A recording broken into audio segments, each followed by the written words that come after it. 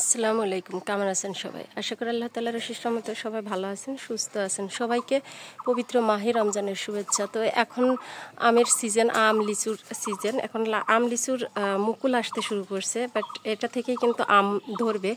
But কিছু কিছু গুটি কিন্তু ধরেও গেছে। আর এই যে এখানে কিছু গাছে দেখা যাচ্ছে মুকুল আসছে। তবে একটা জিনিস কি, যে গাছগুলাতে মুকুল আসছে সেই গাছগুলাতে আল্লাহর রহমতে ভালোই কিন্তু আমের গুটিগুলা টিকছে। এই যে কিন্তু যে গাছগুলাতে মুকুল আসে নাই, ধরে নাই, সেটাতে একদমই ধরেনি, একদম বাদ। দুই একটা ডালেও কিন্তু সেটাতে আসেনি, কিন্তু যেটাতে আসছে সেটাতে কিন্তু পর্যাপ্ত পরিমাণে আসছে। তো এই একটা গাছের অবস্থা দেখেন, একটা গাছে কিন্তু দুই রকমের আসছে। একটাতে হচ্ছে এই একই গাছ, গাছটা বেশি বড় না, একই গাছ দেখেন এখানে কিন্তু আম ধরে গেছে। এই যে আম অলরেডি গুটি বেঁধে গেছে। আর এই যে এখনও কিন্তু মুকুল, আবার এদিকে অন্য একই গাছের কিন্তু অন্য ডালে, এই যে অন্য ডালে মুকুলে একদম ভরপুর। আর এতটা মুকুল, এই যে দেখেন কতটা মুকুল। আলহামদুলিল্লাহ, আল্লাহর চাইলে সবই পারেন।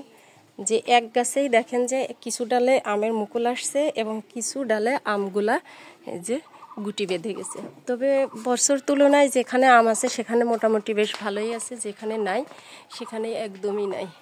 তো এই যে গ্রামে বাস করার শান্তিটা তখনই লাগে যখন গ্রামে থেকে কিন্তু টাটকা শাক সবজি ফল মূল সব কিছুই পাওয়া যায়। তবে ফলের সিজন আসলে গ্রামের পরিবেশটাই একটু অন্যরকম হয়ে যায়, কারণ টাটকা যে আম বা লিচু বা যে কোনো ফলই বলেন না কেন, এটা কিন্তু একমাত্র গ্রামেই কিন্তু পাওয়া সম্ভব। তো এই যে মাশাআল্লাহ এত সুন্দর ধরছে। আর না জানি আরও একটা আপনাদেরকে দেখাবো।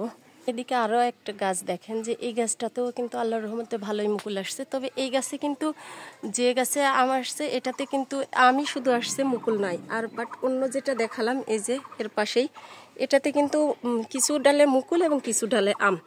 আর আলহামদুলিল্লাহ আল্লাহর রহমতে যে এই ডালটাতে যে এত পরিমাণে আমের গুটি টিকছে, বড় হইলে আরও কত হবে, কত দেখা যাবে, অজস্র পরিমাণে। আমি এখানে গুনে দেখলাম প্রায় 65টা মতো আম আছে এই একটা ডালে। এগুলা যখন বড় হবে তখন না জানি আর কত দেখা যাবে, বড় হইলে তখন তো চোখে উঠে বেশি। আর বেশ আমের যে গুটিগুলা হয়েছে ভালোই বড় বড় হয়ে গেছে, কিন্তু যে ঝরে পড়ার মতো সেরকম নাই। তবে কালকের বৃষ্টিটা হওয়াতে আরও একটু ভালো হয়েছে, কারণ আম লিচুর জন্য কিন্তু বৃষ্টিটার প্রয়োজন ছিল। কারণ আম লিচুর যে গুটিগুলা আসছে এর জন্য কিন্তু বৃষ্টি হলে গুটিটায় যে রোদ্দুর পড়ছে, খরা পড়ছে, এটাতে গুটিগুলা শুকিয়ে যাওয়ার সম্ভাবনা থাকে। তবে বৃষ্টি হলে এটা কি হয় যে আপনার সুন্দরভাবে কিন্তু গুটিগুলা বেঁচে যাওয়ার সম্ভাবনা থাকে। তবে একটা দিক থেকে আবার সমস্যা হবে, যদি শিলাবৃষ্টি হয় তাহলে সেক্ষেত্রে কিন্তু আমের গুটিগুলা বা লিচুর গুটিগুলা কিন্তু নষ্ট হয়ে যাবে। তা উপর আল্লাহ তাআলা চাইলে কিন্তু সব কিছুই পারেন। যে দেখেন যে একটা ডালে কতগুলো আম দিয়েছেন, আবার কত গাছ দেখেন যে একটা আমও ধরে নাই। তো সবই মহান আল্লাহ তাআলার রহমত, এবং মহান আল্লাহ তাআলা তার যখন যার যেটা নিয়ামত যাকে দিতে মন চায় তাই দেয়। তবে এই আম গাছটা কিন্তু আমাদের নয়, আমার খালামণির। আর এটা দেখেই আমি আশ্চর্য যে এত আম ধরছে। আর এই কারণের জন্য এটা আপনাদের সাথে একটু তুলে ধরার চেষ্টা করলাম।